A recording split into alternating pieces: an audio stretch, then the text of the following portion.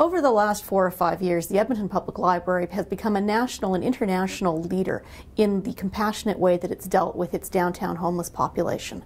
The library has hired 3 full-time registered social workers to work with the large numbers of the vulnerable and the marginalized who come to the library for sanctuary. But now the library's generous hospitality has begun to backfire upon it. It was one thing when they were welcoming people in to read, to use the computers, to get counseling.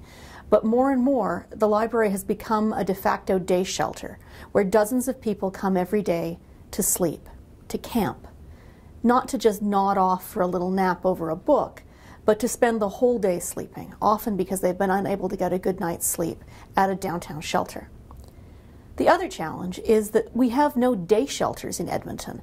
Places like the Hope Mission ask people to leave at 6 o'clock in the morning and don't allow them to come back until 8 o'clock at night. What Edmonton really needs is a welcoming, warm, and safe daytime shelter where people can go to sleep.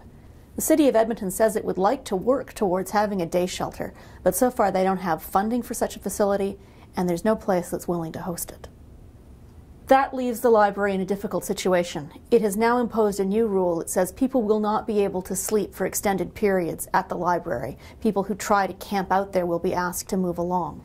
It's made the library feel very awkward because they prided themselves on being a place that welcomed the whole community.